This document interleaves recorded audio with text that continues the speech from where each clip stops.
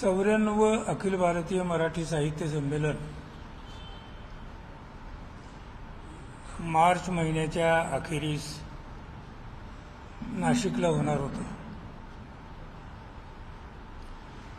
पण त्यापूर्वीच साधारणपणे सव्वा महिना आधी पुन्हा एकदा कोरोनाच्या साथीचा प्रादुर्भाव झाला, दुसरी लाट आली आणि ते संमेलन स्थगित करावं लागलेलं होतं. साहित्य महामंडळ, स्वागत मंडळ, निमंत्रक संस्था आणि महाराष्ट्र शासन या सगळ्यांशी चर्चा करून ते साहित्य संमेलन स्थगित केलेलं होतं, रद्द केलेलं नव्हतं. ही लाट जायला ओसरायला जवळपास 3-3.5 महिने लागले. ही जशी ओसरत गेली तसतशी लोकांची साहित्य संमेलनासंबंधाची अस्वस्थता वाढत गेली. विशेषतः पत्रकार बंधूंची जास्तच, पण सगळीकडून प्रश्न विचारले जाऊ लागले आणि पुन्हा एकदा या संमेलनाच्या संदर्भात विचार करावा असं आम्हाला वाटायला लागलं. त्यानुसार नाशिक साहित्य संमेलनाचं स्वागत मंडळ आणि अखिल भारतीय मराठी साहित्य महामंडळ याने एकमेकाशी संपर्क साधला आणि आता हे संमेलन आपल्याला कधी घेता येईल अशी एकमेकांच्याकडे विचारणा सुरू केली. त्यानुसार आज नाशिकच्या स्वागत मंडळाचे आणि निमंत्रक संस्था लोकहिताधी मंडळ या संस्थेचे प्रतिनिधी आपल्याकडे औरंगाबादला महामंडळ असल्यामुळं आणि आम्ही तिघं महामंडळाचे पदाधिकारी असल्यामुळं साहित्य संमेलनाच्या निमित्तानं चर्चा करण्यासाठी आलेले होते. सगळेजण या ठिकाणी उपस्थित आहेत. माझ्या शेजारी लोकहितवादी मंडळाचे अध्यक्ष आणि स्वागत मंडळाचे साहित्य संमेलनाच्या स्वागत मंडळाचे प्रमुख कार्यवाह आणि निमंत्रक श्री जयप्रकाश जातेगावकर हे बसलेले आहेत आणि आम्ही तुम्हाला या संबंधातली माहिती देतो. चर्चा लोकांच्या इच्छेचा मान राखून साहित्य संमेलन झालं पाहिजे ही भूमिका घेऊन साहित्य महामंडळ आणि स्वागत मंडळ आणि निमंत्रक संस्था लोकहितवादी मंडळ यांनी ही चर्चा आजची केली. त्यापूर्वी एक मुद्दा तरी आधी स्पष्ट केला की जोपर्यंत कोरोनाचा संसर्ग प्रादुर्भाव कमी होत नाही आणि महाराष्ट्र शासन साहित्य संमेलनासारखा उपक्रम, ज्या उपक्रमामध्ये लोक मोठ्या संख्येनं सहभागी होतात, एकत्र येतात, जमाव त्यांचा त्या ठिकाणी होतो, अशा कार्यक्रमाला जोपर्यंत परवानगी देणार नाही तोपर्यंत आपल्याला हे साहित्य संमेलन घेता येईल का या अनुषंगाने ही चर्चा सुरुवातीला झाली. यावर स्वागत मंडळ आणि लोकहितवादी मंडळाचे प्रतिनिधी जे आपल्यासमोर इथं बसलेले आहेत त्यांनी असं सांगितलं की आम्हाला कमीत कमी हा प्रभाव ओसरल्यानंतर, हे लक्षात आल्यानंतर 15-20 दिवस तरी मिळावे.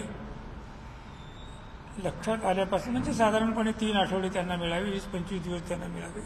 त्यानंतरच आम्हाला हे साहित्य संमेलन घेता येणं शक्य आहे. तोपर्यंत कोणतीही तारीख आपण आज ठरवली तर आपल्याला संमेलन घेता येईल असं सांगता येत नाही. आणि ही खरी गोष्ट आहे. हे तुम्हाला दिसतं, मला दिसतं, त्यांना दिसतं, लोकांना सुद्धा दिसतं. अचानक कोरोनाचा उद्भव मोठ्या प्रमाणामध्ये झाला तर पुन्हा सगळं जिथलं तिथं येणार आहे. शासनच एखादा आदेश काढणार आणि आदेश काढून सगळं बंद करणार आणि मग त्यावेळेला आपल्याला काहीही करता येणार नाही. संमेलन स्थगित पुन्हा एकदा करावं लागेल. मग हे संमेलन किती वेळेला स्थगित करायचं असा पुन्हा दुसरा प्रश्न त्याच्यातून निर्माण होतो. तर कोरोनाचा प्रभाव हा कमी झाला की आपण हे साहित्य संमेलन घेऊ. छोट्या मोठ्या प्रमाणामध्ये त्याचा आकार आता ठरलेला नाही आहे. जो अगोदर जे अपेक्षित होतं तसं होईल असं नाही, पण अजूनही या दोन्ही संस्थांच्या मनामध्ये संमेलन अतिशय उत्तम दर्जाचं व्हावं अशाच प्रकारचं त्यांच्या मनामध्ये आहे आणि म्हणून चांगलं संमेलन घेऊ अशी त्यांची भूमिका आहे. आणखी एक प्रश्न या निमित्तानं आम्हाला त्यांनाही मलाही इतर पदाधिकाऱ्यांनाही इतर ठिकाणच्या साहित्य महामंडळाच्या सदस्यांनाही विचारला जातो की ऑनलाईन संमेलन साहित्य आपण घेणार आहात का. याच्या दोन्ही बाजूनं साहित्य महामंडळाच्या बाजूनं स्वागत मंडळाच्या बाजूनं लोकहितवादी मंडळाच्या बाजूनं सगळ्या संस्थांच्या प्रतिनिधींनी याचा नीट विचार केला आणि ऑनलाईन संमेलन ही जी संकल्पना आहे ती ऑनलाईनमध्ये बसत नाही. ऑनलाईन या संकल्पनेत ती येत नाही आणि म्हणून सध्या तरी म्हणजे पुढेही नाही ऑनलाईन संमेलन घेण्याचा कोणताही विचार हा स्वागत मंडळानं आणि लोकहितवादी मंडळानं केलेला नाही. अखिल भारतीय मराठी साहित्य महामंडळानं यापूर्वीच तो केलेला होता की असं संमेलन आपल्याला घेता येणार नाही, ऑनलाईन संमेलन आपल्याला घेता येणार नाही. आणि लोकांच्यासाठी जर ते असेल तर लोकांना त्याचा आनंद घेता आला पाहिजे. लोकांना पुस्तकं खरेदी करायची असतात तेव्हा लोकांना पुस्तकं खरेदी करण्यासाठी त्या ठिकाणी उपलब्ध पाहिजे. 1.5 वर्षापासून सगळे व्यवहार बंद आहे तेव्हा पुस्तकं फारशी ग्रंथ विक्री झालेली नाही आहे, वाचकांपर्यंत ती पोहोचलेली नाही आहे आणि त्यांचाही व्यवसाय बसलेला आहे. त्यांनाही थोडी संधी मिळावी, त्यांचीही थोडी विक्री व्हावी हाही विचार संमेलन ऑनलाईन होणारच नाही, संमेलन ऑनलाईन होणारच नाही. परंतु फिजिकली ज्याला आपण म्हणतो की प्रत्यक्षात संमेलन नेहमीप्रमाणे आपण जसं घेतो तशाच पद्धतीनं संमेलन व्हावं, त्यामध्ये हाही एक विचार दोन्हीकडच्या प्रतिनिधींनी म्हणजे साहित्य महामंडळानं आणि स्वागत मंडळानं केलेला आहे.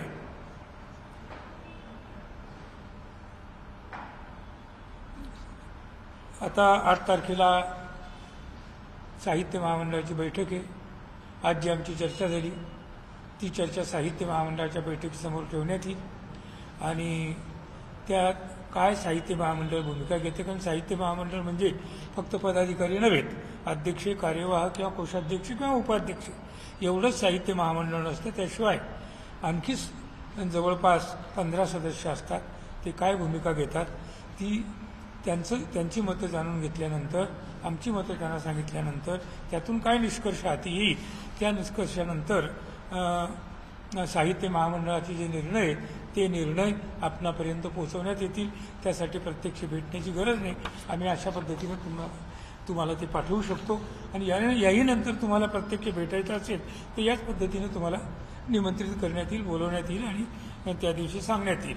आपल्याला जर काही नाशिककरांच्या नाशिक साहित्य संमेलनासंबंधी नाशिककरांची भूमिका जाणून घ्यायची असेल तर या ठिकाणी या संमेलनाचे निमंत्रक लोकहितवादी मंडळाचे अध्यक्ष आणि स्वागत मंडळाचे प्रमुख कार्यवाह श्री जयप्रकाश जातेगावकर उपस्थित आहे. त्यांना आपण जर विचारलं तर त्या संबंधामध्ये त्यांची एक भूमिका खुलासा ते करू शकतील. आपण त्यांना विचारा आणि आणखी काही आम्हाला विचारत असेल तर आम्ही तुम्हाला त्या संबंधामध्ये सांगू. उघडच आहे.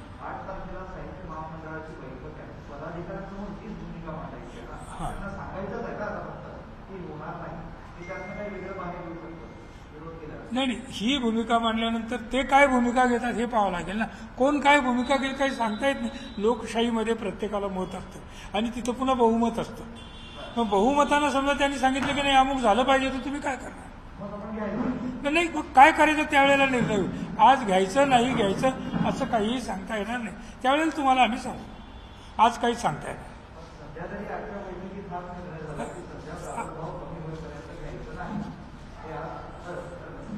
प्रादुर्भाव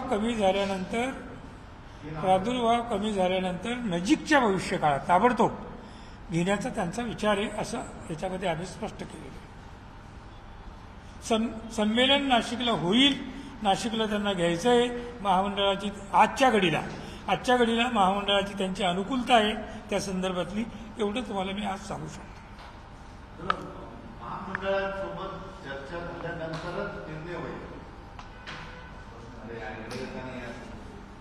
साहित्य महामंडळासोबत चर्चा आता हे मुद्दे त्यांच्यासमोर घेऊन त्यांच्यासोबत चर्चा झाल्यानंतर तो निर्णय होईल. पण त्यांनी जो निर्णय जर याच काळात घ्या म्हटलं तरी होईल. काय? कसं घेणार? असं कसं म्हणतील ते हो? कोरोनाच्या नंतरच होईल. हे बघा, कोणीही कोरोनामध्ये संमेलन घ्या असं आंधळा माणूस सुद्धा म्हणणार आणि बैराही म्हणणार. सुरुवातीला ते म्हणाले की प्रादुर्भाव कमी झाल्याशिवाय संमेलन होणार नाही आणि सत्तेयोगी आता असं म्हणाले की 8 तारखेला आम्ही बैठकीत ठरवू, मग होणार नाही. नाही, आज चर्चा काय, तुमच्या समजून घेण्यामध्ये काहीतरी फरक झाला. चर्चा काय झाली हे फक्त मी तुम्हाला सांगतो. आज जी आमच्या दोघांमध्ये चर्चा झाली आणि ज्यावर एकमत झालं आज आमच्या पुरतं, हे 3 पदाधिकाऱ्यांनी शेवटी नाशिककरांना तुम्हाला काहीतरी दिशा दाखवायला पाहिजे की तुम्हाला संमेलन त्याच्यानंतर जर महामंडळानं निर्णय घेतला तर अमुक होणार नाही तमुक होणार नाही, हे आजच नाही सांगता येत ना आपल्याला. महामंडळानं निर्णय घेतल्यानंतरच त्यांना ते सांगता येईल. आज ते काहीतरी अनुकूल आपल्याला मिळेल, त्यांची इच्छा आहे आणि त्या इच्छेला आपल्याला प्रतिसाद दिला पाहिजे. ही भूमिका साहित्य महामंडळाच्या पदाधिकाऱ्यांनी घेतलेली आहे.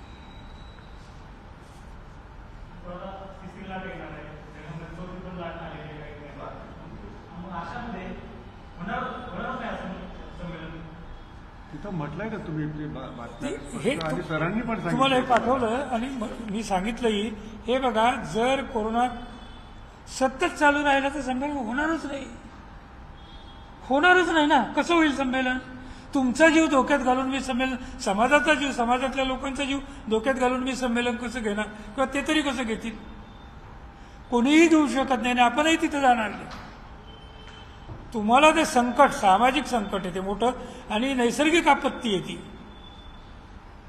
नैसर्गिक आपत्तीला तुम्ही काहीच करू शकत नाही. माणसं हतबल होतात, समाज हतबल होतो, शासन हतबल झालेलं आहे.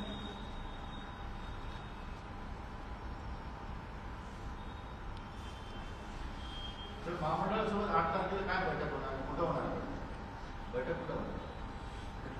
बैठकीत इतर मुद्दे पुष्कळ आहे ना. आमचे वार्षिक हिशेब असतात, आणखी इतरही गोष्टी असतात. आता या संमेलनाचं काय होतं त्याच्यावर पुढच्या संमेलनात अवलंबून राहणार. गेल्या वर्ष आपलं गेलं. आता या वर्षात हे संमेलन होईल. या वर्षात हे संमेलन झाल्यानंतर या वर्षाचं जे संमेलन आहे त्याचं काय करायचं याचाही विचार काहीतरी महामंडळ करेल. पुष्कळ विषय, आणखी इतरही विषय, केवळ नाशिक संमेलन हा एकमेव विषय नाही. त्याच्यावर आज बोलण्यात काही मतलबच नाही.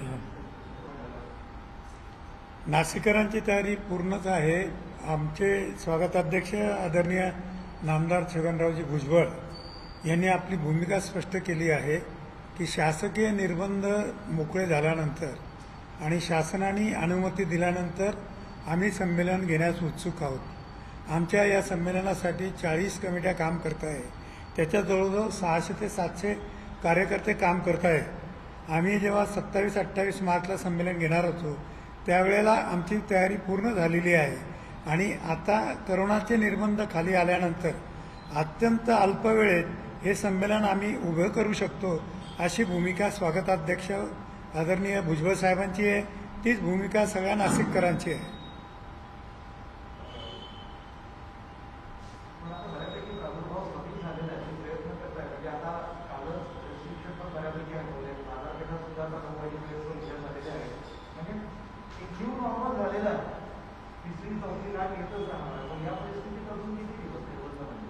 नाही, असं हे बघा, आज आमच्या नाशिक जिल्ह्यात साधारण रोज 90 ते 100 जिल्ह्यात निघतात. नाशकात एक 25-26च निघतात.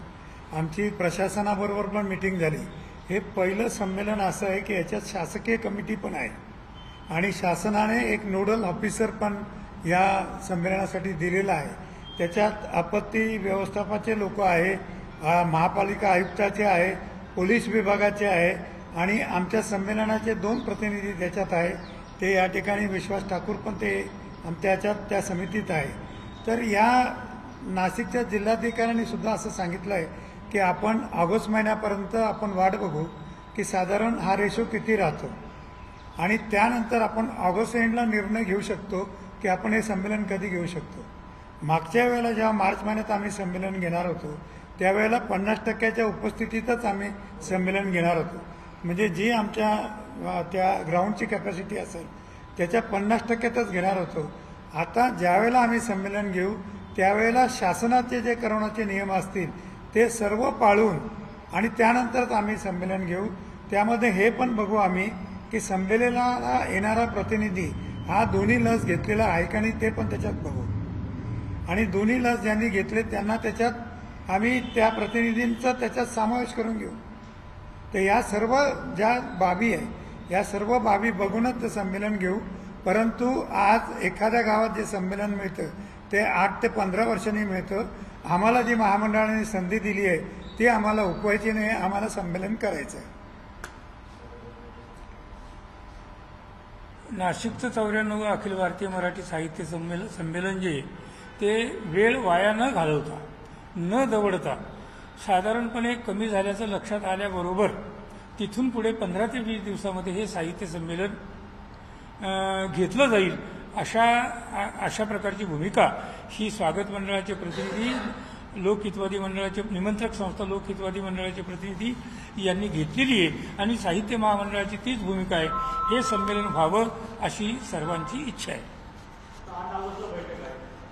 मंडळाची 8 ऑगस्टला बैठक होणार आहे. 8 ऑगस्टला बैठक होणार आहे मंडळ. 8 तारखेला साहित्य महामंडळाची बैठक. त्यात पुष्कळ विषय आहेत. निरनिराळे विषय हा एक विषय आहे त्याच्यात, पण तो बाकीचे पुष्कळ विषय केवळ एवढ्यासाठी नाही. ती नियमित बैठक आहे आमची. त्याच्यामध्ये बजेट असतं, त्याच्यामध्ये गेल्या वर्षी झालेल्या खर्चाचा हिशेब असतो, पुष्कळ गोष्टी असतात. आमचा वर्धापन दिन असतो. या सगळ्या गोष्टींचा विचार त्याच्यामध्ये होईल. त्यासाठी ती बैठक बोलावीच लागते. हा विषय जरी नसता तर ती बैठक झाली असते. पण अनायसे हाही विषय तो त्यात घातलेला आहे. याच्यावरही चर्चा होईल. ठीक आहे, ओके. हरी संसार बहिणाबाईंची जात्यावरची ओवी म्हणजे